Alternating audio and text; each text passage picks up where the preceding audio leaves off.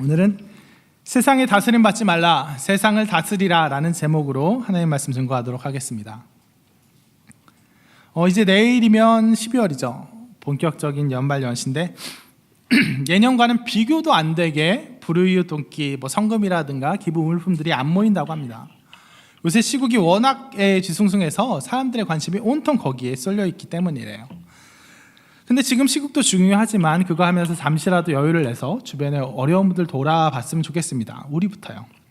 그런데 이와 마찬가지로 예년 같은 관심을 전혀 받지 못하고 조용히 지나가고 있는 이슈가 또 하나 있습니다. 뭐냐면 바로 지난 17일에 치러졌던 수능, 그리고 내년도 대학 입시 문제예요. 이맘때면 이번 수능의 난이도가 어떻고 추세가 어떻고 복수정답이나 답 없음 문제같이 출제 오류 문제 때문에 막 서로 싸우고, 또 내년도 입시 동행이 어떨 것인가 해서 여러 가지 뉴스가 나올 만한데 올해는 그런 기사를 거의 못 본 것 같아요. 그런데 올해만 안 올라왔지 매년 올라오는 수능 관련 기사 중에 하나가 뭐냐면 바로 수능 보고 난 학생들의 자살 기사입니다. 수능 보고 너무 못 봤다고 생각한 아이들이 아직 채 피워보지도 못한 인생 스스로 마감하는 너무도 안타까운 기사가 매년 한두 개 이상씩은 꼭 나와요. 기사가 한두 개니까 실제로는 그 이상일 겁니다. 이런 기사를 접하면 어떤 사람들은 그냥 쉽게 얘기해요. 조금만 참지 그랬나. 그들의 결정을 잠깐의 충격을 못 이긴 충동적인 것으로만 생각합니다. 심지어는 나약하다, 험한 세상살이에 비하면 그 정도 실패 아무것도 아닌데 그것도 견뎌서야 하고 정지하기까지 합니다. 하지만 그 아이들이 생을 마감하게 된 것은 단지 안 좋은 결과를 받아들이기 싫어서, 혹은 충격이 너무 커서 그런 것만은 아닐 거예요. 원래 사람이 자살이라는 어마어마한 일을 감행하는 데 있어서는 대개의 경우 극단적인 감정, 그 충동보다는 그 근본에는 절망과 무가치함, 자기에 대한 낮은 자존감이 깔려있는 경우가 많습니다. 엄청 슬픈 일이 있어서 한순간에 자기 목숨을 딱 끊는 결정이라기보다는 그런 슬픔이나 아니면 다른 부정적인 사건들이 그의 마음을, 자존감을 한 조각 한 조각씩 깎아내어서 마침내 그가 이 세상에 살 가치가 있나, 굳이 더 살아야 할 이유가 있나 싶을 때, 내가 가치 없다고 여길 때 생을 마감하는 겁니다.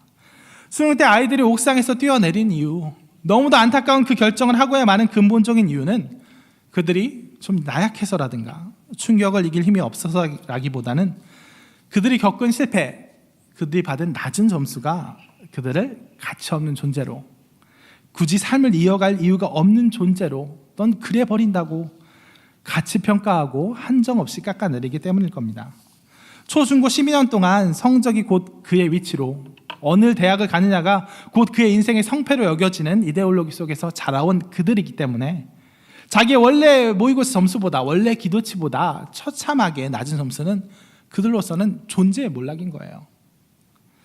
저는 이 비스무리한 거를 군대에서 느껴봤습니다.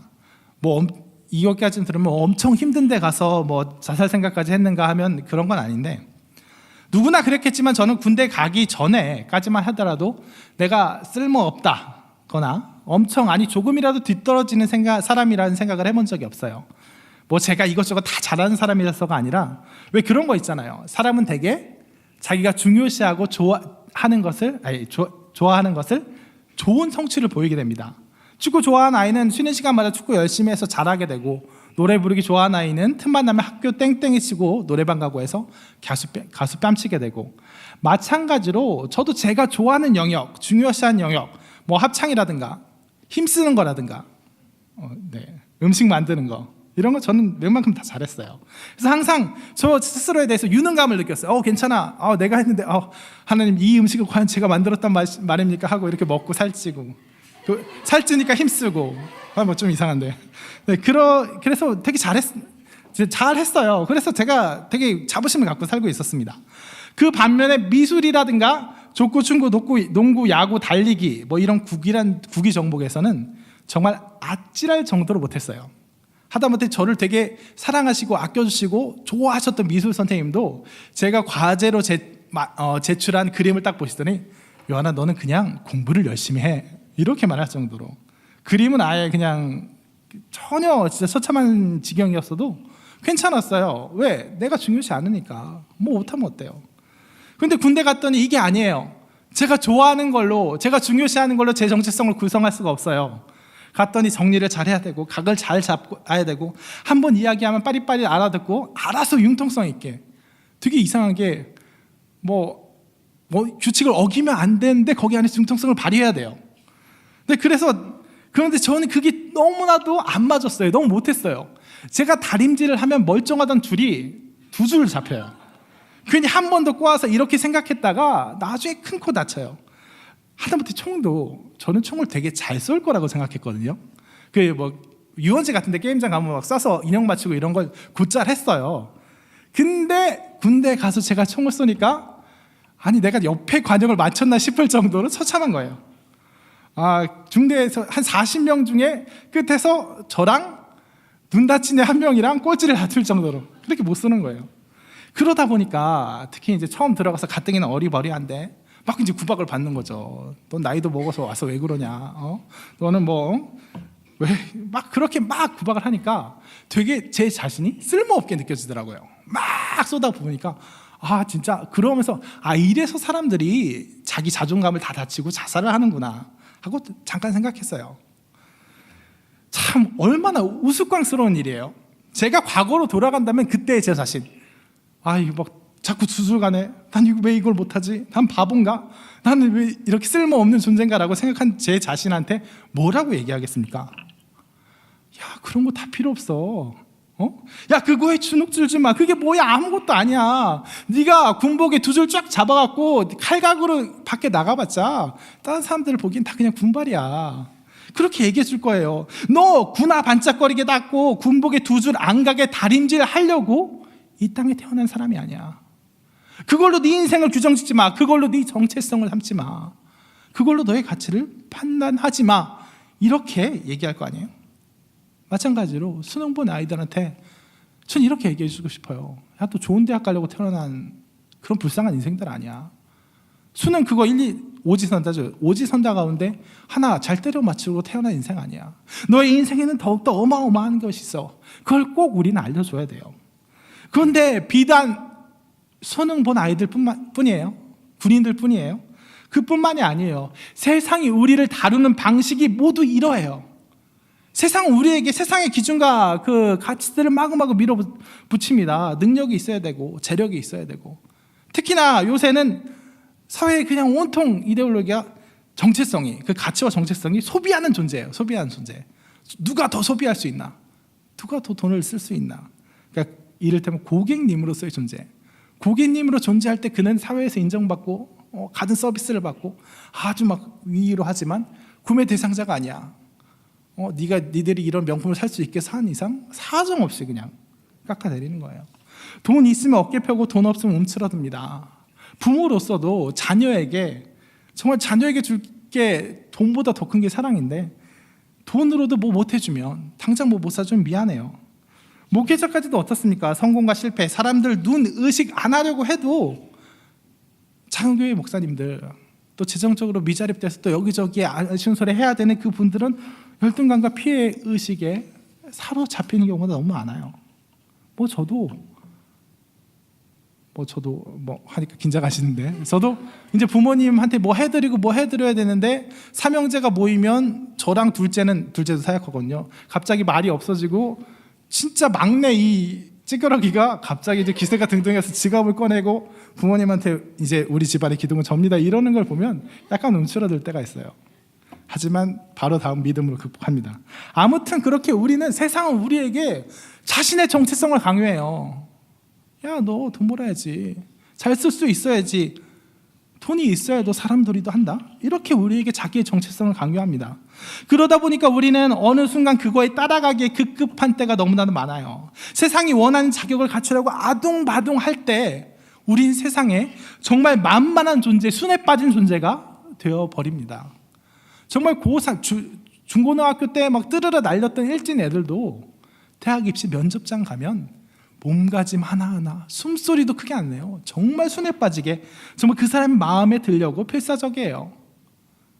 대학 들어갈 때, 직장 들어갈 때, 아니 면접뿐만이에요. 정말 직장 들어가서도 정말 직장 상사가 요구하는 하나하나, 내가 살아남고 버티기 위해서 그 하나하나에, 세상이 요구하고 을러대는 그 하나하나에 정말 너무나도 순종적이 돼요. 넌 좋은 사람이 되어야 돼 하는 그 말 속에 담겨있는, 우리가 대학 갈 수 있는 사람이 되어야 되고 좋은 직장을 가진 사람이 되어야 되고 그러기 위해서 무슨 스펙을 갖춰야 되고 뭐 해야 되고, 마치 컨베이어 벨트에 좋은 상품 평가 갖추려고 자기를 갖추는 그런 제품들처럼 사회가 요구하는 그대로 스펙이란 게 원래 뭐예요? 스펙이란 게 상품 스펙이에요. 거기서 나온 거예요. 이 상품은 뭐뭐 기능이 있습니다. 어떤 소재로 만들어졌습니다. 그래서 이 정도 강도가 있고요. 이 정도 소비 전력이 있고요. 그게 원래 스펙이에요. 근데 그걸 우리는 자연스럽게 우리 자신에 대해 쓰잖아요. 세상이 요구하는 그 정체성, 세상에 팔릴 만한 상품으로 스스로를 만들기 위해서 세상에 너무나도 순종적이 되잖아요. 사회가 갑자기 사회가 이렇게 저렇게 바뀌면, 갑자기 대학 입시 제도가 이렇게 저렇게 바뀌면 거기 정말 온갖 힘을 써서 다 따라가듯이, 갑자기 뭐 입시가 아니죠. 입사 요건에서 갑자기 이제는 토익을 봅니다. 토플을 봅니다. 갑자기 뭐 이상한 창의력으로 사고하는 그런 시험을 봅니다. 그러면 갑자기 보도한테 막 창의력으로 사고하는 법, 창의력 학습지 이런 거 풀고, 참 창의적으로 사고하는 걸 배운다는 것도 되게 웃기죠. 아무튼 그렇게 이리저리 저희는 끌려다녀요. 아무런 주체성도 없고 영향력도 없어집니다. 이거야말로 종의 정체성이에요. 세상이 원하는 대로, 세상이 우리를 규정하는 대로 우리가 규정당하면, 당신 돈 벌어야 됩니다. 당신 소비하는 주체가 돼야 됩니다. 그래야 가치 있습니다. 거기에 규정당하면 우리는 거기에 끌려서 네 그렇게 되겠습니다. 절 싸먹어 주십시오 하는 그런 종으로 끌려다닐 수밖에 없어요. 그렇기 때문에 그때 우린 변화가 필요한 겁니다. 거기에 도움이 되는 게 바로 오늘 본문이에요. 오늘 본문 무슨 얘기예요? 창세기에 하나님께서 우리 인간을 어떻게 지으셨냐 이 얘기예요. 너무나도 귀한 하나님의 형상으로 지으셨다 이 얘기예요. 그리고 이 얘기는 이 창세기 1차 독자가 누군지 생각할 때 더욱더 강력한 파괴력을 가집니다. 창세기 1차 독자가 누군가요? 이스라엘 백성. 좀 더 멸칭인 히브리 백성이라고 하죠. 멸시하는 의미였던 히브리 백성. 애굽에서 수백 년간 종살이를 하다가 막 나온 히브리 백성입니다. 히브리 백성의 세계관은 어때요? 이 세상 모든 게 다 위에 있어요. 애굽 사람들의 신관과 세계관은 어떤 거였어요?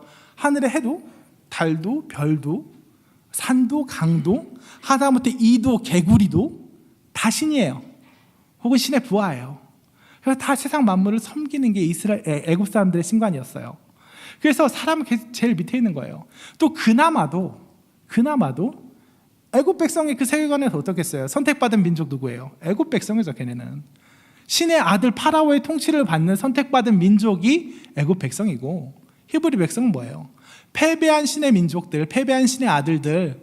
그래서 가장 밑바닥에 있는 거예요. 그래서 이스라엘 백성이 보는 세상은 어땠어요? 다 나보다 위에요. 다 내가 섬겨야 할 사람이에요. 내가 2등병이고 다 상병병장 다 위에 있는 거예요. 그래서 그 가운데 정말 낮고 낮은 자리에 있어서 그의 정체성은 철저한 종의 정체성이었어요. 그들의 인생은 내가 어떻게 하면 더 순하고 유능하고 이쁨 받는 종이 될 것인가에 달려 있었어요. 그들의 기쁨은 어디에 달려 있냐? 내가 주인의 말에 조금 더 순종해서 이쁨을 받아서 애굽에서 누렸던 파와 부추와 고기와 마늘을 합니다 하는 그 말처럼, 성경의 그 말처럼 어떻게라도 좋은 음식 부스러기라도 얻어 먹을 것인가, 거기에 있었어요. 어떻게 하면 주인한테 이쁨 받아서 벽돌 만들 때 볏집이라도 좀 더 얻을까, 내 몸 좀 더 편할까, 그게 인생의 전부였어요. 이쁨 받는 종으로, 이쁨 받는 노예로 사는 게 그들 인생의 전부였어요. 근데 하나님께서 그들에게 창세기를 주신 거예요. 창세기. 하나님께서 천지를 창조하셨습니다. 오늘 읽지는 않았지만 가장 인상적인 표현, 제가 설교 때도 몇 번 얘기했는데, 하나님께서 천지를 창조하시고 큰 광명체를 만드셔서 낮을 주관하게 하시고 작은 광명체를 만드셔서 밤을 주관하게 하셨습니다. 이 표현 무슨 얘기예요? 감이 안 오세요? 큰 광명체가 뭐예요? 해고. 작은 광명체가 달이에요. 하나님께서 해를 만드셔서 낮을 주관하게 하시고 달을 만드셔서 밤을 주관하게 하셨습니다. 그냥 이렇게 쓰면 될 건데 창세기는 굳이 해라고 안 그러고 큰 광명체라고 해놨어요. 달이라고 안 그러고 작은 광명체라고 했어요. 왜? 멋부리려고? 아니에요. 창세기는 그들의 신을 정면으로 부수는 정말 놀라운 책이었어요. 애굽 백성들이 하늘의 해를 보라, 저건 해양신 나다, 저건 달을 보라. 달의 신 이름을 까먹었습니다. 달의 신 뭐다, 안 써놨네요. 달의 신 뭐다 하고 정말 오매불망 섬기면서 정말 자기들, 우린 그런 신들의 자신이다 하고 으쓱거릴 때 하나님께서 말씀하시는 거예요. 내가 빗덩이 2개를 대충 만들었어. 빗덩이 2개를 그냥 생겨라 해갖고 큰 빗덩이 하나 만들고 작은 빗덩이 하나 만들었어. 그래서 낮에는 그게 밝게 하고 밤에는 작은 게 밝게 비추라고 했어. 다 누굴 위해서? 너네를 위해서. 정말 창세기의 그 서술이 그들에게 들리는 순간 이 세상에 정말 이 세상 만물이 다 위에 있고 또 위에 신도 있고 파라오도 있고 다 애굽 백성도 있고 그 세상에 산산이 부서져 나가는 거예요. 저거 다 빗덩이일 뿐이야. 이 모든 만물들 다 너를 위해서 만든 나의 피조물일 뿐이야. 그리고 너는 애굽 백성 밑에서 노예로 태어난 백성이 아니라 좋은 노예 되려고, 이쁨 받은 노예 되려고 태어난 백성이 아니라 땅에 충만하라, 땅을 정복하라, 땅을 다스리라. 이 모든 걸 다스려서 하나님의 선택받은 백성으로서 이 세상의 복을 전달할 존재야. 넌 나와 함께 나의 사랑과 나의 영광을 함께 누릴 존재야. 너희는 세상의 종이 아니다. 세상을 다스릴 민족이다 라고 말할 때 그들 가운데 놀라운 역전이 일어나는 거예요. 우리도 그 말씀 붙들어야 됩니다. 우리는 세상의 종이 아니에요. 세상이 제시하는 잘 먹고 잘 살아야죠, 웰빙 해야죠, 마치 돼지처럼 잘 먹고 잘 살려고 태어난 인생들이 아니에요. 그런 것들로, 그래서 그 요건, 잘 먹고 잘 사는 요건 몇 개 갖추면 어깨가 으쓱해지고 못 갖추면 어깨가 움츠러들고 그런 걸로 판단받는 백성들이 아니에요. 우리는 소비하는 인간으로서 우리를 정체성을 규정하지 않습니다. 이 밥에 고기국 먹는 걸로 우리 인생의 가치 삼지 않아요. 우리 인생 어떤 인생이에요? 하나님이 주신 그 사명 가운데 사명 감당하려고 태어난 인생이에요. 하나님의 영광과 그 권세를 함께 누리려고 태어난 인생이에요. 이 세상이 제시하는 대로 종처럼 끌려가는 것이 아니라 이 세상을 향해서 하나님의 능력과 권세로 하나님의 나라를 선포하기 위해서 태어난 백성이에요. 우리가 누려야 될 기쁨은, 우리가 누려야 될 행복은 이 세상의 종으로서 좀 나은 종이 돼야지, 좀 잘 먹고 잘 살아야지, 맛있는 거 먹어야지, 이게 아니라 하나님 가운데, 그 사명 감당하는 가운데, 하나님이 나에게 주시는 위로 가운데, 사랑 가운데, 은혜 가운데 느껴지는 그 지극한 기쁨과 평안, 그 샬롬, 그 행복을 누리는 게 우리의 참 행복이에요. 이 세상이 도저히 줄 수 없는 그 행복이에요. 그럴 때 우리는 세상이 우리한테 야, 이거 해야 됩니다, 저거 해야 됩니다, 잘 살아야죠, 웰빙 하셔야죠, 그러기 위해서는 이거 갖추셔야죠, 빨리 지금 자리를 털고 일어나, 학원으로 오세요, 어디로 오세요, 빨리 일하러 오세요, 이렇게 얘기하는 거에서 단번에 그걸 걷어차버릴 수 있는 거예요.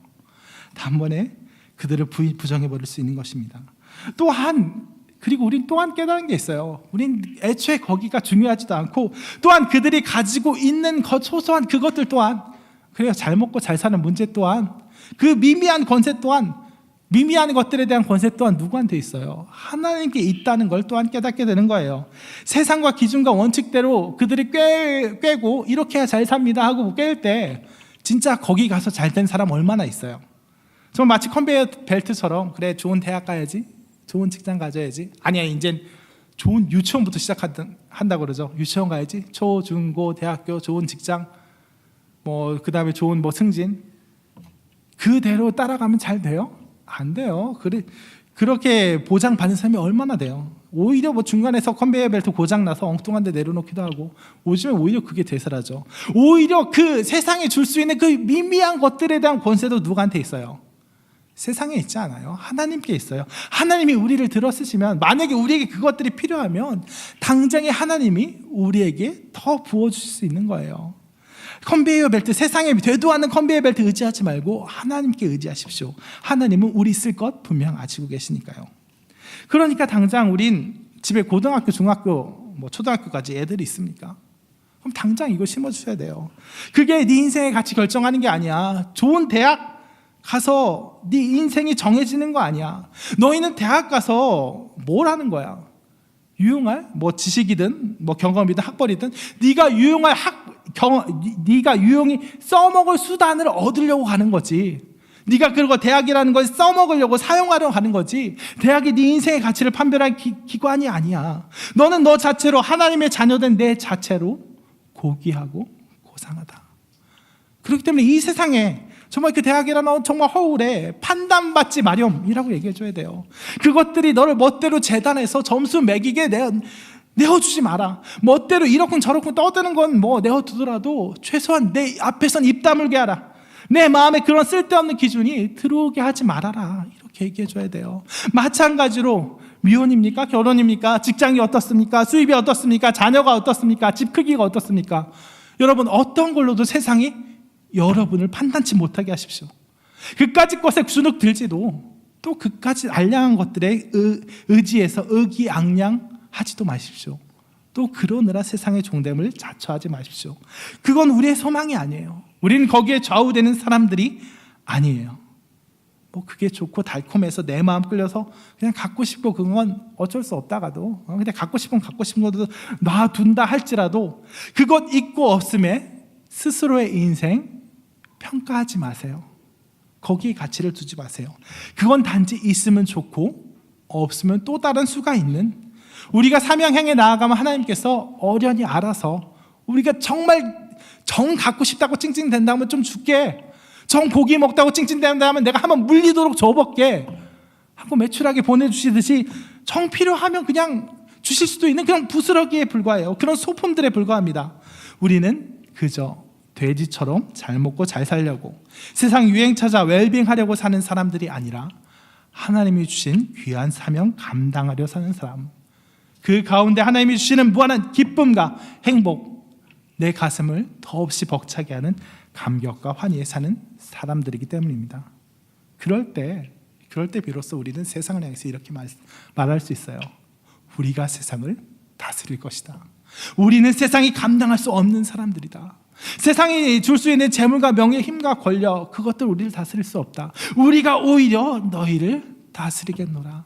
하나님의 권세로, 하나님의 능력으로, 하나님의 나라를 선포하고 그 권세로 다스림 되는데 우리가 사용되겠노라 하고 외칠 수 있을 겁니다. 말씀을 정리하겠습니다. 세상은 자기가 줄 수 있는 재물과 명예로 우리를 평가합니다. 그게 중요하다고 얘기해요. 우리 정체성을 그걸로 규정하려고 합니다. 그걸 얻으려면 자기의 기준과 원칙, 그 방법론에 복종하라고 자신들의 종이요 노예가 되라고 강요합니다. 하지만 우리의 소망 거기에 있지 않습니다. 우리의 소망 어디에 있어요? 하늘에 있습니다. 우리의 정체성 어디에 있나요? 자녀됨에 있어요. 우리가 세상을 사는 진정한 힘, 진정한 기쁨은 그 자녀됨의 축복에서 나옵니다. 그리고 자꾸 격가지가 드는데 엄밀히 따지면 그 사소한 축복, 그 소소한 부귀영화의 문제에서도 진정한 권세는 그들에게 있는 게 아니라 하나님께 있어요. 그 하나님께 있으니까 우리에게 그게 선하면 어련히 채워주실 거예요. 그러니까 그냥 주어짐을 쓰고 없으면 툭툭 털어버리십시오. 그럴 때 이 세상에 감당하지 못하는 사람, 세상 아래 굴복하는 게 아니라 세상을 오히려 다스리는 자가 될 것입니다. 세상을 다스리는 홍대세계 성도가 되시길 진심으로 축원합니다.